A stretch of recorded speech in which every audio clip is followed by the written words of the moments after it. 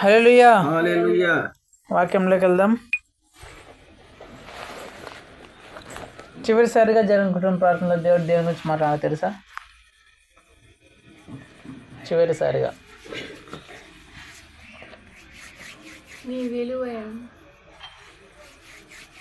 చివరిసారిగా రాత్రి ఊర్లో జరిగింది ఒక మనిషికి వెరీ గుడ్, చెప్పండి కదండి. ఒక వ్యక్తికి కొవ్వు ఎప్పుడు పడుతుంది అనే అంశం గురించి దేవుడు మాట్లాడినాడు. హల్లెలూయా. సరే, ఈ ఇంట్లో జరిగిన కుటుంబ ప్రార్థనలో అంటే పోయిన శుక్రవారం దేని గురించి మాట్లాడినాడు?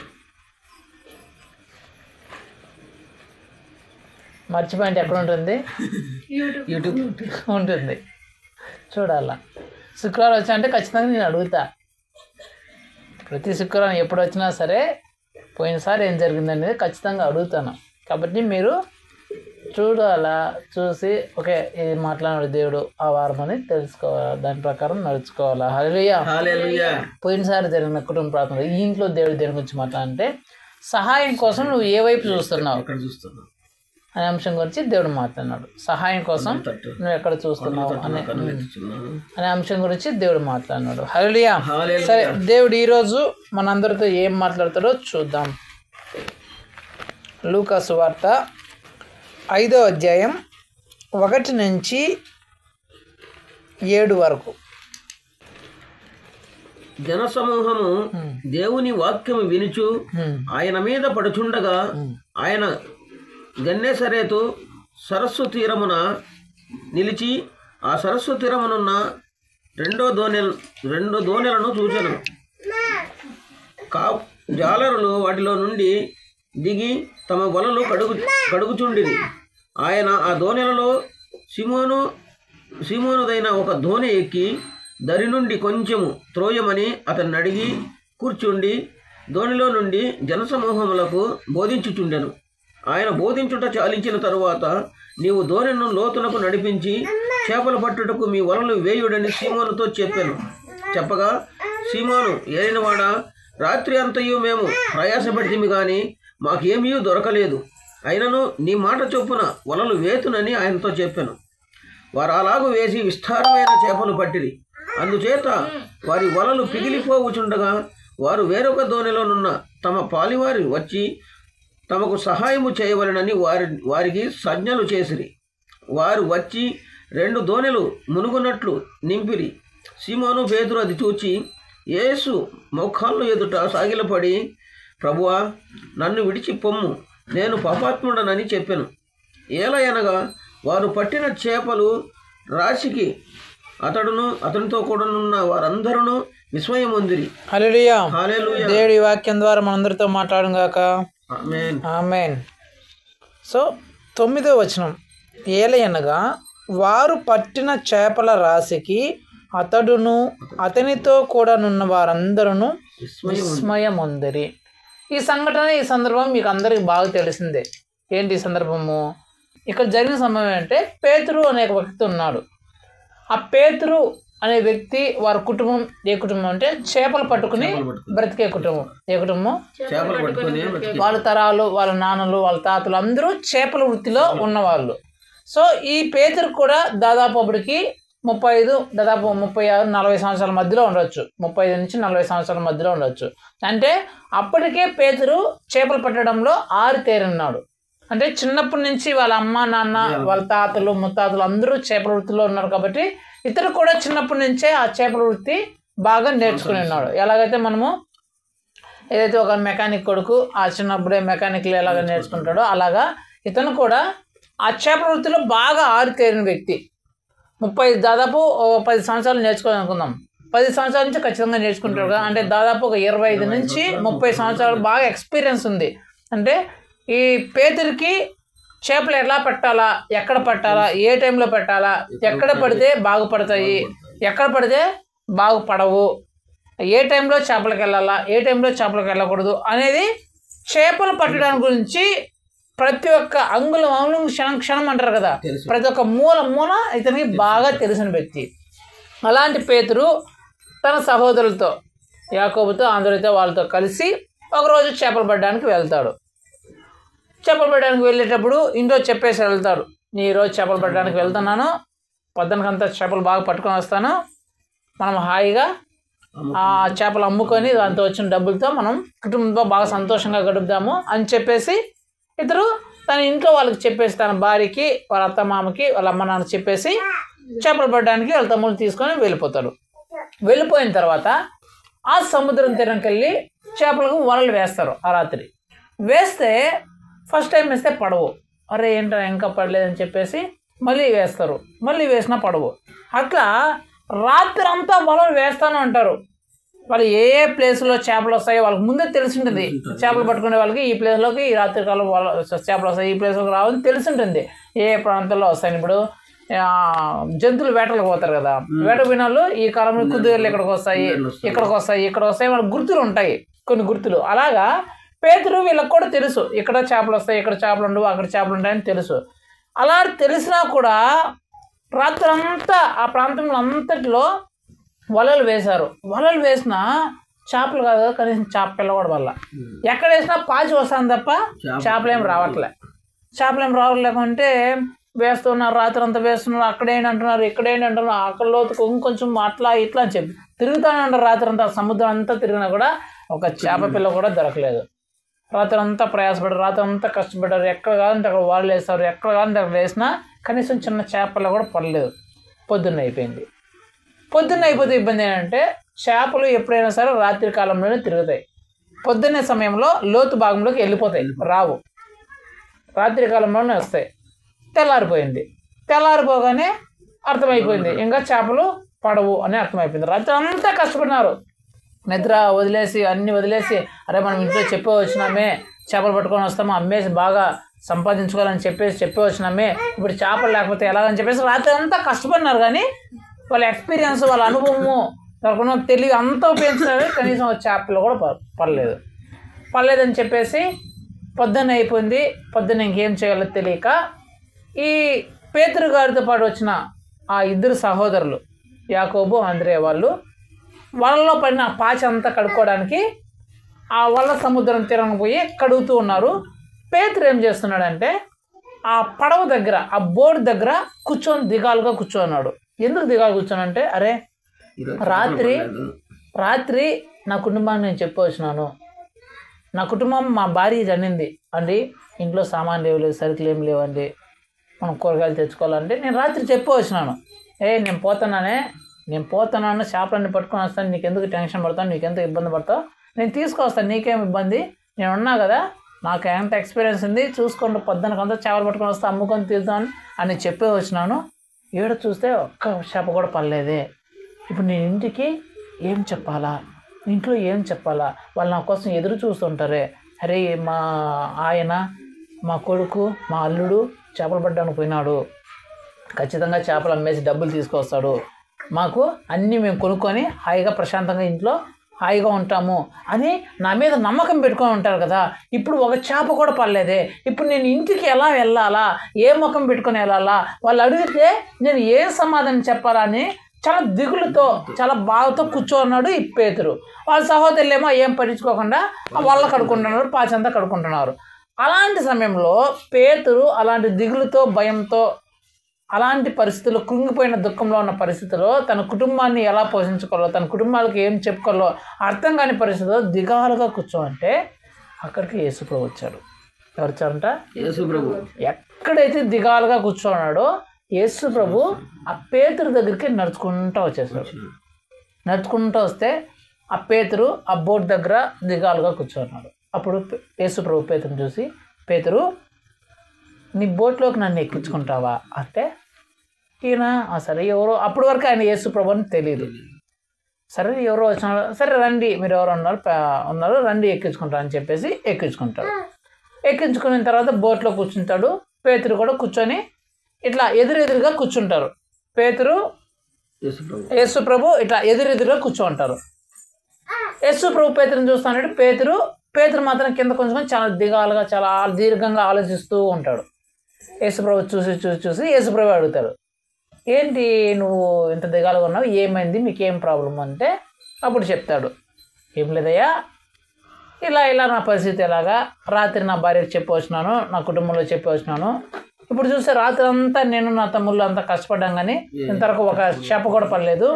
ఇప్పుడు మా ఇంటికి ఏం పోయాలా, ఏ ముఖం పెట్టుకొని నేను వెళ్ళాలో నాకు అర్థం కావట్లేదు అని చెప్తాడు. అప్పుడు వెంటనే యేసు ప్రభువుని పేతురు ఈ బోట్ని కొంచెం లోతుకి నడిపించు అని చెప్తాడు. లోతుకు నడిపించమని చెప్తానే అప్పుడు పేతురు ప్రభు అని చెప్పేసి సరే అని చెప్పి నడిపిస్తాడు. నడిపించిన తర్వాత పేతురు ఈ పక్క వలై అని అప్పుడు చెప్తాడు. అప్పుడు చెప్పగానే అయ్యా ఇప్పుడు ఇదంతా నేను రాత్రి అంతా ఎత్తుకేసినాము, నాకు ఎక్స్పీరియన్స్ చాలా ఉంది, ఎంత రాత్రి వేసిందే, ఇదంతా రాత్రి అంతా ఇక్కడికి కనీసం దాదాపు 100 సార్లు 150 సార్లు ఇక్కడే వాళ్ళు వేసినాము, ఒక చేపలో కూడా పడలేదు. ఇప్పుడు వేస్తే పడుతుందనే నమ్మకం కూడా లేదు. అయినా సరే నువ్వు ఎవరో చెప్తాను కదా, నీ మాట ప్రకారం వేస్తావని చెప్పేసి వల వేస్తాడు. వల వేయగానే కొంచెంసేపటికి లాగుతాడు పైకి. లాగితే బరువుగా వస్తుంది, వల పైకి రాదు. ఈ పేతురు ఏమనుకుంటాడు, అయ్యో కిందకేదో వల రాగి తగులుకున్నట్టుంది, ఈ వల చినిపోయేలాగుంది, ఈయనెవరో వచ్చినాడు, ఈయన మాట నేను వల వేసినా ఆ ఇంటికి పోతే కనీసం వలని ఎత్తుకోపోయింటే ఆ వల బాగుందని చెప్పుకుంటారు. ఇప్పుడు వల కూడా చినిపోయింది అనుకో, నీకు చేపలు పట్టుకొని రాలా, వల కూడా చిప్పుకొచ్చినావు, ఏందని చెప్పి తిట్టి పోస్తారు. ఇప్పుడు నా పరిస్థితి ఏంది, నేనేం చెప్పాలా, దీన్ని ఎట్లా లాగాలా, ఈ రాయి ఎట్లా పోవాలని చెప్పేసి టెన్షన్ పడిపోతానంటే యేసు ప్రభు మళ్ళీ పేతురుని చూసి ఏమైంది అంటాడు. ఏమో అయ్యా నువ్వు చెప్పింది, నువ్వు ఎవరు చెప్పినావు అని చెప్పి వల వేసినాను, ఇప్పుడు రాయి కదా చిక్కుకున్నట్టుంది, ఇప్పుడు గట్టిగా లాగితే చినిపోయేలాగా ఉంది, ఉండేదో ఒకవేళ ఈ వల వేస్తే ఏడబోతుందా అని చెప్పి బాధపడుతూ అని చెప్తే అప్పుడు యేసు ప్రభు పేతురుతో అంటాడు, పేతురు ఒకసారి పైకి లాగంటే అప్పుడు చిన్నగా సరే ఏదైతే అది అయింది, ఇంకెట్లాగో తిట్టు తప్పవో పోతే పోయిందని చెప్పేసి వాళ్ళు చిన్నగా పైకి లేస్తే ఆ వల్ల నుంచి చేపలు టక్ టక్ అని పైకి లేస్తూ ఉంటాయి. ఎప్పుడైతే వల్ల నుంచి చేపలు పైకి లేస్తుంటే పేతురికి సంతోషం వేస్తుంది. అబ్బా వల్ల చేపలు పడినాయి అని చెప్పేసి చేపలు పడినాయి అని చెప్పి లాగితే అది రాదు. ఒరి నాయన ఇదేంద్రా, నేను ఏదో 1 కేజీ 2 కేజీలు పడినా అనుకుంటే ఇది వల్ల రావట్లేదు అని చెప్పి లాగుతాడు. ముక్కి లాగినా కూడా వల్ల రాదు. ఎంత లాగినా కూడా వల్ల రాకపోతే అతనికి ఏం చేయాలో తెలియదు. వల ఏమో బరువుగా ఉంటుంది, లాగదంటే రావట్లేదు, ఏదో నాయన పెద్ద తిమింగలు ఏమైనా పడిపోయి ఉంటాను, సొరచేపలు ఏమైనా పడిపోయినాయేమో, వల్ల రావట్లేదు అని చెప్పేసి అక్కడ ఎవరున్నారు సముద్ర తీరంలో 20 తమ్ముళ్ళు ఉన్నారు. అక్కడ వల్ల కడుక్కుంటా వాళ్ళని పిలుస్తారు, రే ఏం చేస్తారా మీరు ఇట్లా నా దగ్గరికి అని చెప్తే వాళ్ళు పరిగెత్తా, మా అన్నకి ఏమైపోయింది అని చెప్పి పరిగెత్తా వస్తారు. పరిగెత్తి వస్తే ఏమైందంటే పొలబట్టి లాగని రా, ఏదో పడిపోయిందని చెప్తే వీళ్ళు అందరూ పట్టుకొని లాగుతారు. అందరూ పట్టుకొని లాగితే విస్తారంగా చేపలు పడతాయి. విస్తారంగా చేపలు ఎన్ని పడతాయంటే వాళ్ళు 2 బోట్లు తెచ్చుకుంటే 2 బోట్లు నిండిపోయి అంతగా పడతాయి. ఒక బోట్ దాదాపు ఎంత ఉంటుంది, ఈ 2 ఇల్లు ఎంత కలిపితే ఎంత ఉందో అంత ఉంటుంది. ఆ 2 బోట్లు నిండిపోయినాయంట. వాళ్ళు వలలో పడిన ఆ చేపలను చూసి, ఆ బోట్లో వాళ్ళు నింపడాన్ని చూసి, ఆ చేపలను చూసి వాళ్ళు ఆశ్చర్యపోయారంట. ఎందుకు ఆశ్చర్యపోయారంటే వాళ్ళు కానీ వాళ్ళ తాతలు కానీ వాళ్ళ తండ్రులు కానీ వాళ్ళ ముత్తాతలు కానీ ఆ రోజు పడినన్ని చేపలు వాళ్ళ జీవితంలోనే ఎప్పుడు చూడలేదంట. వాళ్ళ తండ్రులు వాళ్ళ తాతలు వీళ్ళు మొత్తం కలిపి పట్టినా కూడా అన్ని చేపలు ఎప్పుడు పట్టలేదంట. అంటే వాళ్ళు ఎప్పుడూ చూడని అంత గొప్ప అలాంటి చేపల్ని వాళ్ళు చూశారంట. సో దీని నుంచి దేవుడు ఏం మాట్లాడుతున్నాడంటే, నీవు ఇంతకు ముందు ఎన్నడూ చూడని అద్భుతాన్ని, ఆశ్చర్యాన్ని, ఆశీర్వాదాన్ని చూడాలంటే అనే అంశం గురించి దేవుడు ఈరోజు మనందరితో మాట్లాడబోతున్నాడు. దేవుడు మాట్లాడుతున్న అంశం ఏంటి, నీవు ఇంతకు ముందు ఎప్పుడూ చూడని అద్భుతాన్ని, ఆశ్చర్యకార్యాన్ని, ఆశీర్వాదాన్ని చూడాలంటే. మనం చాలా అద్భుతాలు, యేసుప్రభు చేసిన అద్భుతాలు, ఆశ్చర్యకార్యాలు చాలా చూసినాం. కానీ ఈరోజు యేసుప్రభు ఏం చెప్తున్నా అంటే, ఇంతకు ముందు అలాంటి అద్భుతాన్ని, ఆశ్చర్యకారాన్ని, అలాంటి ఆశీర్వాదాన్ని నువ్వు చూసుండవు. వాళ్ళు కూడా అంతకుముందు అలాంటి చూసున్నాడు. చేపలు పట్టినారు, వాళ్ళు కూడా అంతకుముందు చేపలు పట్టినారు, చేపలు వలేసి చేపలు పట్టినారు. కానీ ఆ రోజు పట్టినన్ని చేపలు వాళ్ళ జీవితంలో ఎప్పుడు చూడలేదంట. వాళ్ళ నాన్నలు చెప్పడం కానీ వాళ్ళ తాతలకు చెప్పడం కానీ వాళ్ళు వినలేదంట. అలాగా మన జీవితంలో అలాంటి అద్భుతం మనం ఇంతకు ముందు ఎన్నడూ చూడని అలాంటి గొప్ప అద్భుతం, ఆశ్చర్యము, ఆశీర్వాదం మన జీవితంలో, మన కుటుంబంలో ఎప్పుడు జరుగుతుంది అనే అంశం గురించి దేవుడు మాట్లాడుతున్నాడు. సో దాని నుంచి ఎందుకు ఆ పేతురికి అంత ఆశీర్వాదం వచ్చింది, ఎంతో ఎక్స్పీరియన్స్ ఉంది కదా ఆ పనిలో. ఎంతో ఎక్స్పీరియన్స్ ఉన్నా సరే, అతడు వేయాల్సిన చోట అంతా వేసినా సరే, తన ఎక్స్పీరియన్స్ను తన అనుభవాన్ని అంతా పెట్టినా సరే రాని ఆశీర్వాదము యేసు ప్రభు వచ్చి తన దగ్గరకు వచ్చి ఇక్కడ వెయ్యి అని చెప్పగానే ఎన్నోసార్లు అక్కడ వేసినా సరే రాని ఆ ఆశీర్వాదము ఎందుకు ఆ సమయంలో అతనికి వచ్చింది? టెన్షన్తో, దిగులుతో, దుఃఖంతో, నా కుటుంబాన్ని ఇప్పుడు పరిస్థితి ఏంటి అనే భయముతో భయపడిపోతున్న స్థితిలో ఉన్న ఆ పేతురికి అంత గొప్ప సంతోషము, అంత గొప్ప ఆనందము, అంత గొప్ప మేలు కలగడానికి గల కారణము ఏంటి అనేది కొన్ని చూసుకుందాం. సో దాని నుంచి ఆ విషయాలు మన జీవితంలో ఉంటే మనం కూడా ఇంతకు ముందు ఎన్నడూ చూడని ఆశీర్వాదాన్ని మన జీవితంలో కూడా మనం చూడవచ్చు. సో ఈరోజు దేవుడు మనందరితో మాట్లాడుతున్న అంశం ఏంటంటే, ఇంతకు ముందు ఎన్నడూ నువ్వు చూడని అద్భుతాలని, ఆశీర్వాదాన్ని నువ్వు చూడాలంటే ఏం చేయాలి, పేతురు ఏం చేసినాడు అనే ఒక 2-3 మాటలు మనం చూసుకొని దేవుని వాక్యాన్ని విందాం. సో మొట్టమొదటిగా పేతురు అంతకు ముందు ఎన్నడూ చూడని ఆ గొప్ప ఆశీర్వాదాన్ని, అద్భుతాన్ని, కార్యాన్ని చూడడానికి గల మొట్టమొదటి కారణం ఏంటంటే, చదవండి 5వ అధ్యాయం 3వ వచనం. ధరు నుండి కొంచెము 5:3 ఆయన ఆ దోణెలలో సీమోనుదైన ఒక దోణి ఎక్కి చాలు. సో యేసు ప్రభు కృంగిపోయిన స్థితిలో ఉన్నాడు ఈ పేతురు. ఆ బోట్ పక్కన ఏం చేయాలో తెలియని పరిస్థితిలో ఉన్నాడు. ఇప్పుడు ఎవరి దగ్గరికి వెళ్ళాలో, ఇప్పుడు నా కుటుంబానికి ఏం చెప్పుకోవాలో, ఇప్పుడు నా కుటుంబ పరిస్థితి ఏంటి అనే దిగులుతో, దుఃఖంతో, టెన్షన్ పడుతున్న స్థితిలో కూర్చొని ఉన్నాడు పేతురు. అక్కడికి యేసు ప్రభు వచ్చాడు. పేతురు దగ్గరికి యేసు ప్రభు వచ్చాడు. ఆ దిగులుతో, టెన్షన్తో, దుఃఖంతో, బాధతో, కన్నీరుతో ఉన్న ఆ పేతురు దగ్గరికి యేసు ప్రభు నడుచుకుంటా వచ్చి పేతురుతో ఏం చెప్తున్నాడంటే, పేతురు నీ పడవలోనికి నన్ను ఎక్కించుకుంటావా అని అనగానే పేతురు ఏమన్నాడంట, ఓరియా నువ్వు, నేనే ఈడ టెన్షన్లో, దుఃఖంలో, బాధలో, కన్నీరులో, దుఃఖంలో అంటే నీ పడవలోకి ఎక్కించుకుంటావు, పడవలో ఎక్కడ పోతాండో ఓరియా నువ్వు అని అన్నాడా? ఏమనలేదంట. అంత దుఃఖంలో ఉన్నా సరే, అంత బాధలో ఉన్నా సరే, అంత ఇబ్బందులో ఉన్నా సరే యేసు ప్రభును తన పడవలోనికి ఆహ్వానించాడు. ఏం చేశాడు?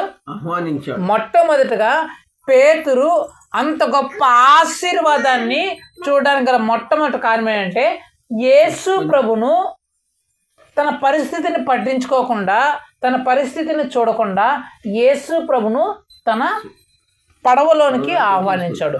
మన జీవితంలో మనం ఇంతకుముందు ఎన్నడూ చూడని అత్యధికమైన ఆశీర్వాదాన్ని, అద్భుతాలను, ఆశ్చర్యకారాన్ని చూడాలంటే మొట్టమొదటిగా ఏం చేయాలంటే యేసు ప్రభును పడవ అనే మన జీవితంలోకి, మన కుటుంబంలోనికి ఆహ్వానించాలి. ఆహ్వానించడం అంటే ఒకరిని నేను అడిగిన, ఎరా నువ్వు యేసుక్రీస్తును నమ్ముకున్నావు, యేసుక్రీస్తుని నీ జీవితంలోకి ఆహ్వానించినావు అంటే, చూడన్నా ఎట్లా ఆహ్వానించానని చెప్పేసి మెడలో నుంచే, చేతుల్లో నుంచే, కాళ్ళలో నుంచే, నడుములో నుంచే టింగ్ని బయట తీసినాడు. ఏంద్రి ఇదంటే సిలువులు అంట. ఏంద్రి ఇదంటే నువ్వే కదా నాకు చెప్పినావు, యేసుప్రభు నమ్ముకున్నావు అని చెప్పి చూడ ఎన్ని సిలువులు ఉన్నాయో అని చెప్తున్నావు. వాడు యేసుప్రభు నమ్ముకోవడం అంటే సిలువులు వేసుకోవడం, ఆ మెడలో సిలువులు 4-5 సిలువులు, చేతులకు 4-5 సిలువులు వేసుకోవడము, లేకపోతే మొళ్ళతాలకు 4-5 సిలువులు కట్టుకోవడం, ఇదే యేసుప్రభు నమ్ముకోవడం అంటే. లేకపోతే ఇంట్లో యేసుప్రభు ఫోటోలు పెట్టుకొని పొద్దున్న లేసి యేసుప్రభు అని చెప్పుకోవడం, యేసుప్రభుని నమ్ముకు ఆహ్వానించడం అంటే. అసలు యేసుప్రభుని తమ జీవితంలోకి ఆహ్వానించడం అంటే ఏంటి? అసలు యేసుప్రభుని ఎలా ఆహ్వానిస్తాం? అసలు యేసుప్రభు మన జీవితంలోకి ఆహ్వానించాము అని ఎప్పుడు నీకు తెలుస్తుంది? సిలువులు వేసుకుంటే, సిలువు పెట్టుకుంటే, మెల్ల సిలువు వేసుకుంటే తెలిసిపోతుందా? 7 సిలువులు వేసుకొని థియేటర్లో పోయి సినిమాలో హోడు ఎగిరితే నువ్వు యేసుక్రీస్తుని ఆహ్వానించినట్లా. అసలు యేసుక్రీస్తుని నీ జీవితంలోకి ఎప్పుడు ఆహ్వానిస్తావు? పేతురు ఆహ్వానించాడంట. మరి నీ జీవితంలోకి యేసుక్రీస్తుని ఆహ్వానించావా లేదా? నీ కుటుంబంలోకి యేసుక్రీస్తుని ఆహ్వానించినావా లేదా? అలా తెలుస్తుంది, అలా తెలుస్తుంది. చూడండి, నీ జీవితంలో నీ కుటుంబంలో యేసుక్రీస్తు ఉన్నాడా లేదా అనేది ఎప్పుడు తెలుస్తుందంటే చూడండి, యోహాను సువార్త 15వ అధ్యాయం యోహాను 15:7.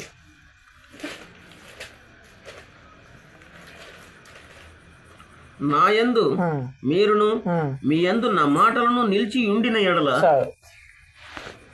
యేసుక్రీస్తుని మీ జీవితంలోకి ఆహ్వానించడం అంటే సిలువలు వేసుకోవడము, 4 రకాల తాళ్ళు కట్టుకోవడము, పరుసులో యేసుప్రభు ఫోటో పెట్టుకొని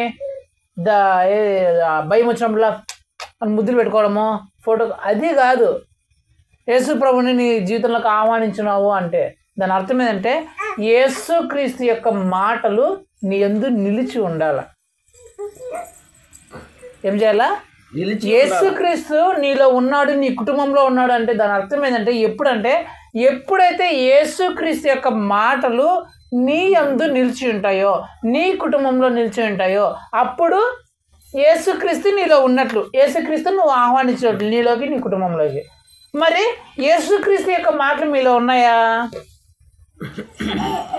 పోయిన నెల 2వ తేదీ ఆ సీరియల్లో అత్త ఏం చేసింది చెప్పు అన్నామనుకో, ఏం చేసింది అంత ఏంది అబ్బా, అది చేసింది అత్త ఎంత చేసింది అబ్బా అని ఎప్పుడు పోయిన నెల ఆ తేదీలో ఆ గంటలో ఆ ఎపిసోడ్లో ఏం జరిగిందో చెప్పేస్తాం.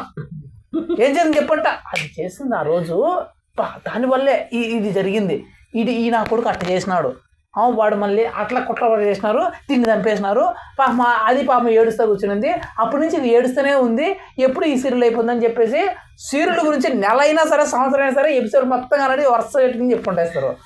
నేను జరిగిన కుటుంబం పడుతుంది దేని గురించి మాట్లాడితే మర్చి ఏదో గుర్తు నోట్లో ఉంది, నాకు బయటకు రావట్లే అంటారు. నేను జరిగింది కుటుంబ ప్రార్థనే, మళ్ళీ ఎప్పుడో కాదు, నిన్న ఏం జరిగింది కుటుంబ ప్రార్థన అంటే నాకు నోట్లో ఉంది, వచ్చేస్తాను కానీ రావట్లే, చెప్పలేరు. అదే సీరియల్ గురించి చెప్పంటే సినిమా గురించి చెప్పంటే అదేదో బాహుబలి సినిమా అంట, దాని గురించి స్టోరీ చెప్పంటే ఇప్పుడు కూడా చెప్పేస్తారు. అది ఎప్పుడో రిలీజ్ అయ్యో 10 సంవత్సరాలు అయింటుంది. ఇప్పుడు చెప్పకుండా పిన్ టు పిన్ క్షణక్షణం ఏమేమి జరిగిందో మొత్తం చెప్పేస్తారు. అప్పుడెప్పుడో 20 సంవత్సరాల ముందు రిలీజ్ అయిన సినిమా కూడా ఏం జరిగిందో చెప్పేస్తారు. పోయిన ఆధారం మీ చర్చిలో పాస్ట్ ఏం చెప్పినాడు, దేని గురించి వాక్యం చెప్పినాడు వాక్యం చెప్పినాడు, అది దేని గురించి యేసుప్రభు గురించి చెప్పినాడు, ఆ యేసుప్రభు గురించి ఇంకా దేని గురించి చెప్పాడు, బైబిల్ ఉండేది చెప్పినాడు, అదే నా దేని గురించి చెప్పినాడంటే అదే యేసుక్రీస్తు మాటలు నీలో నిల్చున్నాయా, అప్పుడు నువ్వు యేసుక్రీస్తు నీ జీవితంలోకి ఆహ్వానించినట్లు. యేసుక్రీస్తు మాటలు నీలో నిలిచి ఉండాలంటే అదే వాక్యం నీలో నిలిచి ఉండాల.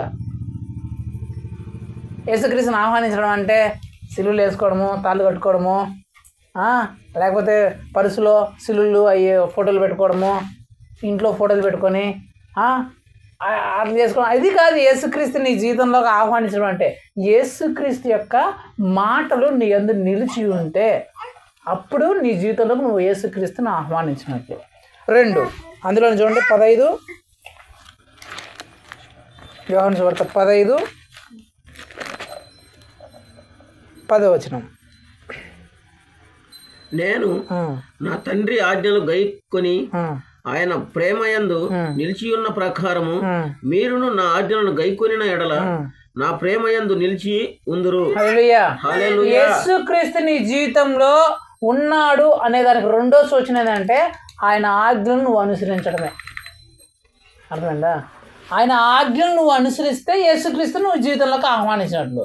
ఆయన ఆజ్ఞలు నువ్వు అనుసరించకపోతే యేసుక్రీస్తు నువ్వు నీ జీవితంలోకి ఆహ్వానించినట్లే. ఊరికే చెప్పుకున్నా అంటే నేను క్రిస్టియన్ నేను యేసుక్రీస్తు నమ్ముకున్నాను చెప్పుకున్నాను అంతే. యేసుక్రీస్తు నువ్వు ఆహ్వానించినట్లు లేదు. ఆయన ఆజ్ఞలు చాలా ఉన్నాయి బైబిల్లో. ఆజ్ఞలన్నిటి ప్రకారం నువ్వు నడుచుకుంటున్నావా లేదా అని మనం పరీక్షించుకోవాలి. ఏ సందర్భంలో దేవుని ఆజ్ఞలు ఎలాగున్నాయి రాయబడి ఉంది, ఏ సందర్భంలో మనం ఏం చేయాలా అనే ఆజ్ఞలు ఉన్నాయి. అలాంటి సందర్భంలో నువ్వు ఆజ్ఞలు పాటిస్తున్నావా, లేకపోతే ఆజ్ఞలు పాటించుకొని నేను క్రిస్టియన్ అని చెప్పి ఊరికే చెప్పుకుంటున్నావా అనే దాన్ని బట్టే నీ జీవితం యేసుక్రీస్తును నువ్వు ఆహ్వానించావా లేదా అనేది నీకు తెలుస్తుంది. సో పేతురు ఏం చేశాడంటే యేసుక్రీస్తుని తన జీవితంలోనికి ఆహ్వానించాడు మొట్టమొదటిగా. రెండోది ఏంటి? లూకాసు వార్త 5వ అధ్యాయం 3వ వచనం 4 చదవండి. 3-4. వాడు సమాధులలో వాసము చేసేవాడు. లూకాసు వార్త 5వ అధ్యాయం 3-4.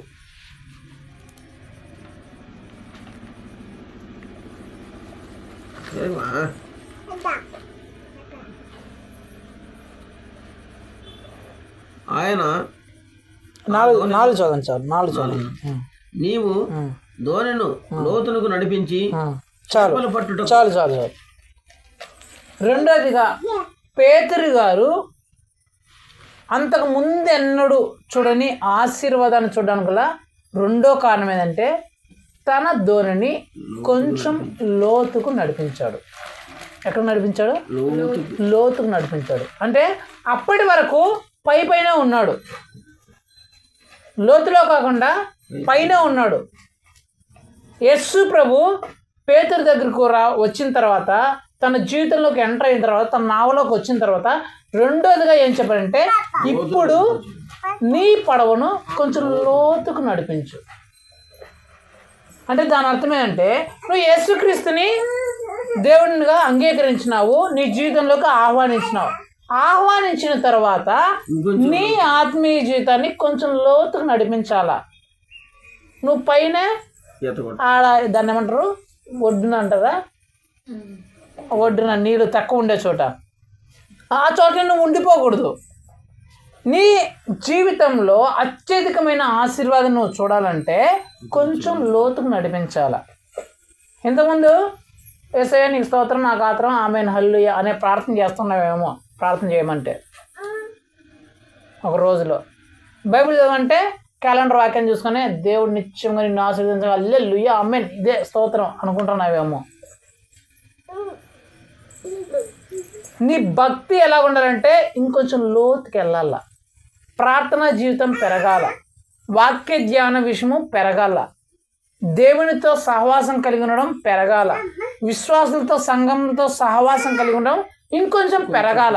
ఎప్పుడైతే నీకు దేవునితో అనుబంధం ఇంకొంచెం లోతుకి వెళ్ళాలని దేవుడు కోరుకుంటున్నాడు. ఇప్పటి వరకు నువ్వు కొంచెం కొంచెమే ప్రార్థన చేస్తున్నావేమో, ఇప్పుడు కూడా కొంచెం వాక్యం చదువుతున్నావేమో, కొన్ని మాటలే వింటున్నావేమో, మిగిలిన సమయం అంతా వ్యర్థంగా గడుపుతున్నావేమో. యేసు ప్రభు ఏం చెప్తున్నాడంటే, నీ జీవితంలో ఇంతకు ముందు ఎన్నడూ చూడని అంత అద్భుతాలను, ఆశ్చర్యాలను, ఆశీర్వాదాలను చూడాలి అంటే నీ జీవితము ఇంకొంచెం లోతుకి వెళ్ళాల, ఆత్మీయంగా కొంచెం లోతుకి వెళ్ళాల. పైనే నువ్వు ఉండకూడదు, పై నెలలోనే నువ్వు బ్రతకూడదు. పై నెలలోనే ఉంటే నీకు ఏమీ లభించదు. అర్థమైందా? సో రెండోదిగా ఏం చేయాలంటే నీ జీవితాన్ని కొంచెం లోతుకు నడిపించుకోవాలి. మూడోది 5 చదవండి, 4-5. నీవు దోణిను లోతునకు నడిపించి చేపలు పట్టుటకు మీ వలలు వేయుడని సీమోనుతో చెప్పగా, సీమోను ఏలినవాడా, రాత్రి అంతయు మేము ప్రయాసపడితిమి గాని మాకేమీ దొరకలేదు, అయినను నీ మాట చొప్పున వలలు వేతుమని ఆయనతో చెప్పాను. మూడోది, పేతురు గారు అంత అత్యధికమైన ఆశీర్వాదాన్ని చూడడానికి గల కారణం మూడోది ఏంటంటే, యేసు ప్రభు చెప్తున్నాడు, లోతుకు నడిపించిన తరువాత యేసు ప్రభు ఇప్పుడు నీ వల ఇక్కడ అని చెప్తే, అతను ఏం చెప్తున్నావు అంటే, ఎవరి నువ్వు, నా ఎక్స్పీరియన్స్ ఎంత అనుకుంటున్నావు? 30 సంవత్సరాల ఎక్స్పీరియన్స్ నాది, మా తాత ముత్తాతలు కూడా ఇదే వృత్తిలో ఉన్నాం. చేపలు ఎప్పుడు వస్తాయో ఎప్పుడు రావో మాకు తెలుసు బాగా. ఇది పగులు అయిపోయింది, ఈ పగులు సమయంలో అసలు చేపలే ఉండవు. అసలు నువ్వు చెప్తే నేను వల వేసేయాలా, అది కూడా ఇక్కడేమంటున్నా, ఇక్కడైతే అస్సలు చేపలు రావు. ఇది నాకు బాగా తెలిసిన చోటు, ఇన్ని సంవత్సరాలుగా ఇంత అనుభవంతో నేను చెప్తున్నా, ఇక్కడ కానీ వలలు వేస్తే అస్సలు చేపలే పడవు. ఏం మాట్లాడుతున్నావు? నువ్వు చెప్తే నేను వేసేయాలా, నా ఎక్స్పీరియన్స్ అంతా నువ్వు చెప్పిన మాట నేను వినాలా అని అన్నాడా పేతురు?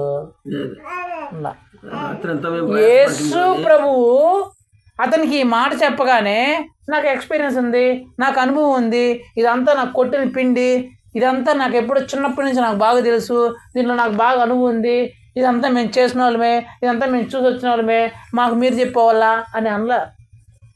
చాలామంది ఏం చేస్తారంటే దేవుని మాటలు ఎవరైనా చెప్తే, సేవకుడు చెప్తే, నా అనుభవం అంత లేదు, నీ వయసు అని చెప్పేవాళ్ళు కొందరు ఉంటారు. నా వయసు ఎంత, నీ వయసు ఎంత, నేను చిన్నప్పటి నుంచి యేసుక్రీస్తులో పెరిగినానే, నువ్వు నాకు చెప్పేవాడివా అనేవాళ్ళు ఉంటారు. కొందరైతే చెప్తే అసలు వినరు. ఎప్పుడైతే దేవుని సేవకుడు కానీ విశ్వాసి కానీ దేవుని మాటలు మీకు ఏదైనా చెప్తే, నా ఎక్స్పీరియన్స్ ఎంత, నువ్వెంత, నీ వయసు ఎంత అని మనం అనకూడదు. నాకు చెప్పేవాడివా, దీని గురించి నాకు తెలియదు అనుకుంటున్నావా అని ఎప్పుడు మాట్లాడకూడదు. సేవకుడు కానీ లేకపోతే విశ్వాసి కానీ నీకు ఏదైనా దేవునికి సంబంధించి ఏవైనా విషయాన్ని చెప్తే వాళ్ళు చెప్పినట్లు నువ్వు నడుచుకోవాలి. నాకు ఎక్స్పీరియన్స్ ఉంది, నాకు అనుభవం ఉంది, నీ అంతా ఎప్పుడు నాకు కొట్టిన పిండి, నేను ఎప్పుడో చూసుకొచ్చినాను, నువ్వు ఇప్పుడిప్పుడు వచ్చినావు, ఇప్పుడిప్పుడు చేస్తున్నావు, ఇదంతా నేను చిన్నప్పటి నుంచి చూసి చేసి అంతా వదిలేసినాను, ఇప్పుడు నువ్వు నాకు చెప్పేవాడివా, ఇలాంటి పనికి మళ్ళీ మాత్రం మాట్లాడకూడదు. పేదరికి ఎక్స్పీరియన్స్ లేదా? 30 సంవత్సరాల ఎక్స్పీరియన్స్. ఎప్పుడు చేపలు పడతాయో ఎక్కడ పడతాయో తెలియదా? బాగా తెలిసినవాడు, ఏ టైంలో పడతాయో బాగా తెలిసినవాడు, ఎక్స్పీరియన్స్ ఉన్న, ఏ టైంలో పడుతున్నా అన్నీ తెలిసినా కూడా పేతురు అదే చెప్తున్నాడు, ప్రభా నాకు ఇంత ఎక్స్పీరియన్స్ ఉంది, ఇంత అనుభవం ఉంది, నాకు ఏ టైంలో చేపలు పడతాయి, ఎప్పుడు చేపలు పడతాయి అన్నీ తెలుసు, కానీ నువ్వు చెప్తున్నావు చూడు, దాన్ని చేస్తాను. నీకు ఎంత ఎక్స్పీరియన్స్ ఉండొచ్చు, దేని గురించి నీకు ఎంతైనా బాగా తెలిసి ఉండొచ్చు, నువ్వు ఎంత బాగా బైబిల్ చదివాడు, ఎంత బాగా ప్రార్థన చేశాడు, ఎలాంటి వాడైనా కావచ్చు, కానీ సేవకుడికి నీకు ఏదైనా చెప్తే సేవకుడి మాట నువ్వు ఖచ్చితంగా లోబడి తీరాల. నువ్వేం చెప్పేది, మా ఇష్టం వచ్చింది నేను చేస్తా, నువ్వు చెప్పినట్టు మేము చేయం అంటే నష్టపోయేది నువ్వే. సేవకుడు ఒక విషయంలో వచ్చి నువ్వు ఇలా ఉండకూడదు, ఇలా ఉండమ్మా, ఈ విషయంలో ఇలా చెయ్యి, అలా చెయ్యి, ఇలా చేయొద్దు, అలా చేయొద్దు, అలా చేస్తే నీకు మంచిదంటే నువ్వే నాకు చెప్పేది, నా ఇష్టం, నా జీవితం, నా ఇష్టం, నా కుటుంబం అని నీ సొంత విషయంలో నీ సొంత అభిప్రాయం నువ్వు తీసుకుంటే నష్టపోయేది నువ్వే. ఒక సేవకుడు కావచ్చు, ఒక ఆత్మీయుడు కావచ్చు, తన ఉట్టి మాట చెప్పాడు. సేవకుడు యేసుప్రభు ఏది చెప్పమంటే ఆజ్ఞాపిస్తే అదే ఒక వ్యక్తికి కానీ ఒక కుటుంబానికి చెప్తాడు. అలా చెప్పినప్పుడు నువ్వేంది నాకు చెప్పేది, నా ఇష్టం, నా జీవితం, నా ఇష్టం, నా కుటుంబం, నా ఇష్టం వచ్చిన నేను చేస్తా అంటే నష్టపోయేది నువ్వే. కాబట్టి ఆ విషయంలో మనం చాలా జాగ్రత్తగా ఉండాలి. సేవకుడు కానీ ఒక ఆత్మీయుడు కానీ మీకు ఏదైనా చెప్పినప్పుడు, దేని గురించి అయినా చెప్పినప్పుడు అలా కాదు, ఇలా చేయండి, ఇలా చేయండి అని చెప్పినప్పుడు నువ్వేంది నాకు చెప్పేది అనే ధోరణి మన జీవితంలో ఉండకూడదు. మనకు ఆ విషయంలో ఎంత అనుభవం అయినా ఉండొచ్చు, ఎంత జ్ఞానమైన ఉండొచ్చు, ఎంత తెలివైన ఉండొచ్చు, దాని గురించి మనకు బాగా తెలిసి ఉండొచ్చు, బాగా అవగాహన ఉండొచ్చు, కానీ సేవకుడు ఎప్పుడైతే చెప్తాడో దాని ప్రకారం మనం పాటించాలా. నీ అనుభవాలని, నీ తెలివిని, నీకున్న మొత్తాన్ని పక్కన పెట్టేసి సేవకుడు ఏం చెప్తున్నాడు, ఆత్మీయుడు ఏం చెప్తున్నాడు, ఏం చేయమని చెప్తున్నాడు అనే దాన్ని బట్టే మనం నడుచుకోవాలా. చాలామంది ఏం చేస్తారంటే, చాలామంది కుటుంబాలు, నేను ప్రార్థనకు వెళ్తుంటాను కదా, వాళ్ళకి వచ్చిన శ్రమలు వచ్చినప్పుడు కానీ బాధలు వచ్చినప్పుడు కానీ ఇలా చేయండి, ఇలా చేయొద్దండి, ఇలా వెళ్ళొద్దండి, అది చేయొద్దండి, ఇది చేయొద్దంటే వాళ్ళు పట్టించుకోరు. వాళ్ళ ఇష్ట ప్రకారమే చేస్తుంటారు. కాబట్టి వాళ్ళకి శ్రమలు, ఆ కష్టాలు, ఆ వ్యాధులు, ఆ రోగాలు పోవు. మళ్ళీ యేసుప్రభుని తిడతా అంటారు, మాకు యేసుప్రభు ఏం బాగా చేయలేదు, యేసుప్రభు మమ్మల్ని చూడలేదు, యేసుప్రభు మమ్మల్ని పట్టించుకోలేదు, యేసుప్రభు కళ్ళు లేవు, యేసుప్రభు చెవులు లేవు, యేసుప్రభు నోరు లేదు అని చెప్పేసి దేవుడినే దూషిస్తూ ఉంటారు. కారణం ఏంటంటే వీళ్ళు దేవుడు చెప్పిన మాట వీళ్ళు వినరు, దేవుడు చెప్పినట్లు వీళ్ళు ప్రవర్తించరు, దేవుడు చెప్పినట్లు వీళ్ళు నడుచుకోరు, వాళ్ళ ఇష్టానుసారంగా వాళ్ళు చేస్తారు. మాకు తెలుసులే, మేము చూసినాంలే, మాకు తెలుసులే, మేము చేసుకుంటామని చేసుకొని చిక్కులో పడి తర్వాత లాస్ట్కి దేవునే తిడతారు. కానీ పేతురు అలా చేయాల. తనకి ఎంత ఎక్స్పీరియన్స్ ఉన్నా, ఎంత అనుభవం ఉన్నా సరే, అన్నీ తనకు తెలిసినా సరే, అయ్యా ఇదంతా నాకు తెలుసు, ఈ టైంలో చేపలు పడవని తెలుసు, ఇక్కడే చేపలు పడవనే తెలుసు, రాత్రి అంతా ఇక్కడే మేము చేపలు వేసాం, కానీ నువ్వు చెప్పావని చెప్పేసి నేను వేస్తున్నాను అని చెప్పేసి అప్పుడు వేశాడంట. వేయగానే అంతవరకు చూడని గొప్ప ఆశీర్వాదాన్ని, గొప్ప అద్భుతాన్ని పేతురు కళ్ళారా చూశాడు. సో పేతురు జీవితంలో అంత గొప్ప ఆశీర్వాదాన్ని పొందుకోవడానికి గల కారణం 3 కారణాలు. మొట్టమొదటిగా దేవుణ్ణి తన జీవితంలోకి ఆహ్వానించాడు. మనం కూడా దేవుణ్ణి మన జీవితంలోకి ఆహ్వానించాలంటే నేను క్రిస్టియన్ అని చెప్పుకోవడం కాదు, నేను యేసుక్రీస్తుని నమ్ముకున్నానని చెప్పుకోవడం కాదు, లేకపోతే మెడలో 4 సిలువలు వేసుకోవడమో, చేతికి 4 సిలువ తాళ్ళు కట్టుకోవడమో, ఇవి కాదు. యేసుక్రీస్తును నువ్వు ఆహ్వానించావంటే ఆయన మాటలు నీళ్ళు నిలిచి ఉండాలి, ఆయన వాక్యాలు, ఆయన ఆజ్ఞలను నువ్వు పాటిస్తుండాలి. అప్పుడు నువ్వు యేసుక్రీస్తులో ఆహ్వానించినట్లు మొట్టమొదటిగా. అది అయిన తర్వాత నువ్వు నీ జీవితాన్ని కొంచెం లోతుకు నడిపించాలా. అక్కడే పైనే ఉండిపోకూడదు. ఆ ప్రార్థనలో, రోజు చేసే ప్రార్థనలోనే, రోజు చదివే ఆ వాక్యంలోనే, రోజు ఉండే ఆ ఆత్మీయ స్థితిలో నువ్వు ఉండిపోకూడదు. లోతుకు వెళ్ళాలా, పెరగాల నీ ఆత్మీయ జీవితము, నీ ప్రార్థనా జీవితము, నీ వాక్య సమయము పెరగాలి. ఈరోజు 5 నిమిషాలు చేస్తే రేపటి నుంచి ఒక అరగంట.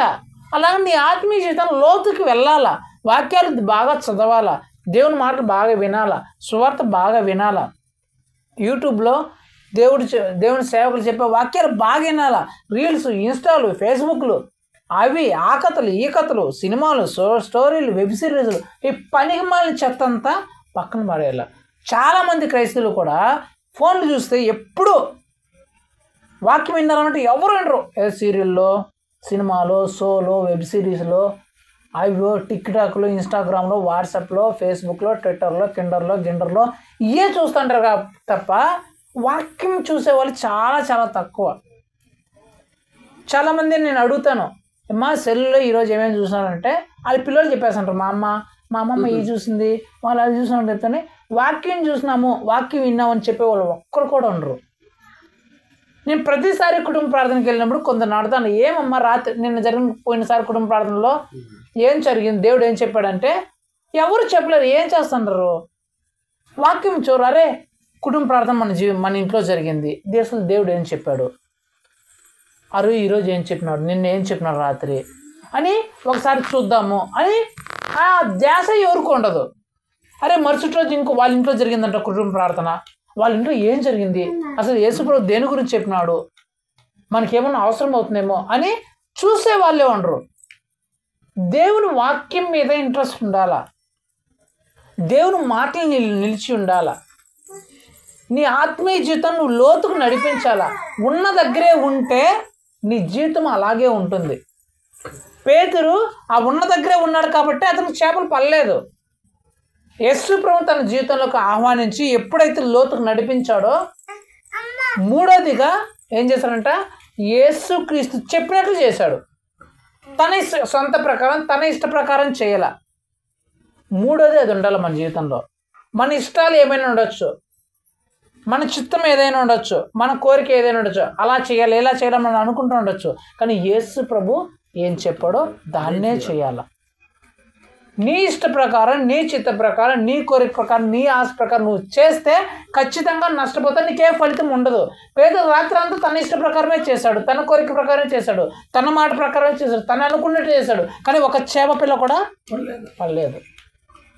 ఆ తర్వాత తను ఉన్నవాటిని అన్నింటినీ విడిచిపెట్టేసి తన మాట, తన చిత్తం, తన కోరిక ప్రకారం, తన ఎక్స్పీరియన్స్ పక్కన పెట్టేసి యేసు ప్రభు ఏదైతే చెప్పాడో దాని ప్రకారం చేశాడు.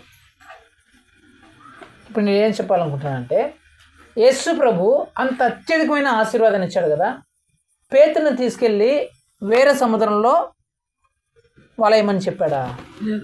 అక్కడే ఉన్న చోటే పేతురు ఎక్కడైతే ఆ రాత్రంతా ప్రయత్నించినాడో, ఆ రాత్రంతా ప్రయాసపడిన, కష్టపడిన, తన అనుభవాన్ని అంతా, తన ఎక్స్పీరియన్స్ అంతా, తన తెలివినంతా ఉపయోగించినా సరే ఆ చేప పిల్ల కూడా దొరకని ఆ ప్రాంతంలో ఎక్కడైతే, ఆ ప్రదేశంలో ఎక్కడైతే ఆ పేతురు వెతికాడో ఆ ప్రాంతంలోనే వేయమంటున్నాడు. అంటే ఈ 3 చేసి ఎవరైతే ఆ తర్వాత దానికోసం వెతుకుతారో, దానికోసం ప్రయత్నిస్తారో, అప్పుడు వారు ఊహించిన దానికంటే గొప్పదాన్ని వాళ్ళు పొందింటారు. పేతురు యేసు ప్రభు చెప్పగానే వేసినాడు, సర్లే ఆయన ఎవరో చెప్పినాడు వేద్దాము, చెప్దాం, ఆయన చెప్పాడు కదా, ఒక 2 కేజీలు ఒక 3 కేజీలు పెరిగితే పడతాయేమో చూద్దాం అని వేసిండొచ్చు, కొంచెం ఆశించి ఆ ఉద్దేశంతో వేసిండొచ్చు. కానీ జరిగింది అక్కడ అతను ఊహించిన దానికంటే, అసలు తన ఊహకే అందని దానికంటే విస్తారంగా, తానే కాదు తనతో కూడా ఉన్నవారు కూడా ఆశ్చర్యపోయేంతగా, అబ్బో ఏంటి పేతురు వలలో ఇన్ని చేపలా, మేము ఎప్పుడు చూడలేదని ఆ చుట్టుపక్కల ఉండేవాళ్ళు కూడా ఆశ్చర్యపోయేంత ఆశీర్వాదాన్ని ఇచ్చాడు. ఎప్పుడైతే ఈ 3 విషయాలు నువ్వు అనుసరిస్తూ దేవుడు చెప్పినట్టు చేస్తూ ఆ తర్వాత నీ ప్రయత్నం ఎప్పుడైతే చేస్తావో అప్పుడు నువ్వు ఊహించింది కాదంట, చుట్టుపక్కల ఉండే వాళ్ళందరూ గొప్పగా ఆశ్చర్యపోయేలాగా, నోర్లు ఎల్లబెట్టేలాగా, అమ్మో ఇదేంతరా ఎంత గొప్ప అద్భుతమా, ఎంత గొప్ప ఆశ్చర్యకరం, మేమెప్పుడు చూడలేదే అన్నంతగా ఆశ్చర్యపోయేంత గొప్ప అద్భుతాన్ని, ఆశ్చర్యకరాన్ని యేసు ప్రభు నీ జీవితంలో, మన జీవితంలో చేస్తాడు. సో ఈ 3 విషయాల్లో మనం ఎలాగున్నా పరీక్షించుకోవాలా. నువ్వు ఆశిస్తున్నావేమో, నా జీవితంలో అద్భుతం జరగాల, ఇది జరగాల, అది జరగాల, ఈ మేలు జరగాల, ఆ మేలు జరగాల, ఆశీర్వాదం రావాలా నువ్వు అనుకుంటున్నావేమో. నీ కుటుంబం గురించి నువ్వు ఆలోచిస్తున్నామో, నా కుటుంబంలో ఇలా జరగాల, నా కుటుంబంలో అలా జరగాల అనుకుంటున్నావేమో, కానీ అది జరగట్లేదేమో. ఎన్నో రోజులుగా నిరీక్షిస్తున్నావేమో, ఎంతో కాలం నుంచి నేను నిరీక్షిస్తున్నావేమో, కానీ ఎంత నిరీక్షించినా అది నీ జీవితంలో జరగకుండా నువ్వు రోజుకు కృంగిపోతున్నావేమో, బాధపడుతున్నావేమో, దుఃఖపడుతున్నావేమో. పేతురు దుఃఖపడుతున్నాడు. అలాగే రాత్రి అంతా ప్రయాసపడాడు, ఎంతో సమయం కష్టపడ్డాడు, ఎంతో సమయం ప్రయత్నించాడు, కానీ అతనికి దొరకపోకపోగా ఎక్కువ దుఃఖము, ఎక్కువ బాధ, ఎక్కువ కృంగుదల వచ్చేసింది. అలాంటి సందర్భంలో ఉన్నారేమో, ఎన్నో రోజులుగా, ఎన్నో సంవత్సరాలుగా, ఎన్నో ప్రయత్నాలు చేసి, ఎన్నో అనుభవాన్ని, తెలుగును ఉపయోగించినా కూడా ఆ ఆశీర్వాదాన్ని మీరు కోరుకున్న ఆ ఆశను మీరు పొందుకోలేని పరిస్థితుల్లో ఈరోజు ఉన్నారేమో. దేవుడు ఏం చెప్తున్నాడంటే అలాంటి వారి దగ్గరికి యేసు వచ్చి మాట్లాడతాడు. అక్కడ పేతురుతో పాటు వలలు వేయడానికి చాలామంది వెళ్ళారు. జెబెదయి కుమారులు ఉన్నారు అక్కడ, వాళ్ళు వలలు కడుక్కుంటున్నారు. పేతురు వాళ్ళ దగ్గర పోయాడా? ఎవరైతే దుఃఖంలో ప్రయత్నించి అలిసిపోయి ఇంకేం చేయలేక దిగులుతో దిగాలుగా, ఇంకా నా వల్ల కాదేమో, నా కుటుంబానికి ఏం చెప్పుకోవాలో, నా ఇంట్లో ఏం చెప్పుకోవాలని దిగులుతో ఎవరైతే కూర్చున్నారో వాళ్ళ దగ్గరికి యేసు ప్రభు వచ్చేసాడు. యేసు ప్రభు అలాగ దుఃఖంలో, బాధలో, కన్నీరులో, వేదనలో, కృంగిపోయిన స్థితిలో ఉన్న వారి దగ్గరికి యేసు ప్రభు వస్తాడు. వచ్చి చెప్తాడు, ఇలా చెయ్యి, ఇలా చేస్తే విస్తారంగా చేపలు నువ్వు పడతావు. యేసు ప్రభు వచ్చి అదే చేశాడు. ఏమని చెప్పాడు? ముందు నన్ను నీ పడవలోకి ఎక్కించుకున్న తర్వాత ఇక్కడి నుంచి కొంచెం లోతుకి నీ పడవను నడిపించిన తర్వాత నేను చెప్పినట్లు నువ్వు అలా అని చెప్పాడు. సో నువ్వు కూడా అలా చేస్తే మొట్టమొదటిగా ఆయన నీ జీవితంలోకి ఆహ్వానించి, ఆయన మాటలో, ఆయన ఆజ్ఞలో నిలిచి, నీ ఆత్మీయ జీవితాన్ని కొంచెం లోతుకు నడిపించి, ఆయన ఏదైతే చెప్తాడో అలా నువ్వు చేసి, ఆ తర్వాత నువ్వు అదే ప్రయత్నం చేస్తే నువ్వు ఏదైతే ఆశించావో, ఏదైతే కోరుకున్నావో ఆ ప్రయత్నం చేస్తే నువ్వు ఊహించిన దానికంటే, నువ్వు ఎక్స్పెక్ట్ చేసిన దానికంటే, నువ్వు అనుకున్న దానికంటే ఇతరులు కూడా ఆశ్చర్యపోయేలాగా, ఇతరులు కూడా నోర్లు వెళ్ళబెట్టి చూసేంత గొప్ప మేలుని నీ జీవితంలో దేవుడు చేయాలని ఎంతో ఆశిస్తున్నాడు. ఆ రోజు కృంగిపోయిన స్థితిలో, అలసిపోయిన స్థితిలో, ప్రయత్నించి అలసిపోయి దుఃఖంతో కృంగిపోయిన ఆ స్థితిలో ఉన్న ఆ పేతురు దగ్గరికి వెళ్ళిన యేసయ్య ఈరోజు మన దగ్గరికి కూడా వచ్చాడు. మనం కూడా కృంగిపోయిన స్థితిలో, ప్రయత్నించి అలసిపోయిన స్థితిలో, ఇంక ఏం చేయాలో తెలియక దిక్కుతోచిన స్థితిలో మనం ఉన్నామేమో. అలాంటి వారి కోసం యేసు ప్రభు ఆయనే వచ్చి చెప్తున్న మాటలు, నన్ను నీ జీవితంలోకి ఆహ్వానించి నీ జీవితాన్ని ఇంకా ఆత్మీయతలో కొంచెం లోతుకు నడిపించిన తర్వాత నా మాట ప్రకారం, నా మాటకి, నా సేవకుడి మాటకి విధేయత చూపించి, నా సేవకుడు చెప్పినట్లు నువ్వు నడుచుకుంటే, ఆ తర్వాత నీ ప్రయత్నం మొదలు పెడితే నువ్వు ఊహించిన మేలు కంటే అత్యధికమైన మేలును దేవుడు నీ జీవితంలో దయచేస్తారని చెప్తున్నాడు. సో నువ్వు ప్రయత్నాలు చేసి అలసిపోయావేమో. నీ చదువు విషయంలో, నువ్వు ఉద్యోగ విషయంలో, నువ్వు కుటుంబ విషయంలో, నీ పిల్లల విషయంలో, నీ భవిష్యత్తు విషయంలో, నీ పని విషయంలో, మరి ఏ విషయంలో, నీ వ్యాపారం విషయంలో, నీ పొలం విషయంలో, నీ పంట విషయంలో, మరి దేని విషయంలోనే సరే నువ్వు ప్రయత్నించి చేసి నీ తెలుగునంతటి పెట్టి, నీ అనుభవం అంతటిని పెట్టినా కూడా నువ్వు ఊహించినంత ఆ మేలు దొరకలేదేమో, ఆశీర్వాదం రాలేదేమో, ఆ సంతోషం కలగలేదేమో, కలగకపోగా ఇంకా నువ్వు దిగులుతో, దుఃఖంలో, టెన్షన్లో, బాధతో ఉన్నావేమో. దేవుడు నీతోనే చెప్తున్నాడు, నన్ను నీ జీవితంలోకి ఆహ్వానించు, నీ పడవలోకి నన్ను చేర్చుకొని ఇంకొంచెం లోతుకి నడిపించు. ప్రార్థనలో, వాక్యంలో, దేవుని సన్నిధి గడపడంలో, దేవుని మాట్లాడడంలో ఇంకొంచెం లోతుకు, ఇంకొంచెం ఎక్కువ సమయం దేవునికి ఇవ్వు. ఇచ్చిన తర్వాత నా మాట ప్రకారం, నా మాటకు విధేయత చూపించి, ఆ తర్వాత నువ్వు ఏదైతే ప్రయత్నం చేసావో అదే ప్రయత్నం చేయి. అప్పుడు నువ్వు ఊహించిన దానికంటే, ఎవ్వరూ ఊహించిన దానికంటే అత్యధికంగా దేవుడు నీ జీవితంలో మేలుని చేస్తాడని దేవుడి రాత్రికాల సమయంలో చెప్తున్నాడు. కాబట్టి మనం కూడా, ప్రభువా, ఇన్ని రోజులు నేను నా అనుభవాన్ని, నా తెలివిని, నా ఆలోచనని, నా మాటల్ని, వాటిని బట్టి ఎన్నో ప్రయత్నాలు చేశాను, ఎంతగానో ఎదురు చూశాను, ఎంతగానో ఆశించాను, కానీ నాకు ఏం దొరకలేదయ్యా. ఈ రోజు నుంచి నా జీవితంలో నిన్ను ప్రతిష్ఠించుకొని, నా జీవితంలోకి నిన్ను ఆహ్వానించుకొని, నా జీవితాన్ని ఇంకొంచెం లోతులోనికి, ఆత్మీయ జీవితంలోకి నడిపించి నీ మాట ప్రకారం నేను నడుచుకుంటానయ్యా అని నువ్వు తీర్మానించుకుంటే, దేవుడు ముందెన్నడూ చూడని, ఇంతకు ముందు ఎప్పుడూ చూడని ఆ గొప్ప సంతోషాన్ని, ఆ గొప్ప మేలును, ఆ గొప్ప ఆశీర్వాదాన్ని ఇవ్వడానికి ఈ రాత్రికాల సమయంలో దేవుడు ఇక్కడ ఉన్నాడు. హల్లెలూయా. కాబట్టి ప్రార్థన చేసుకుందాం. కళ్ళు మూసుకోండి.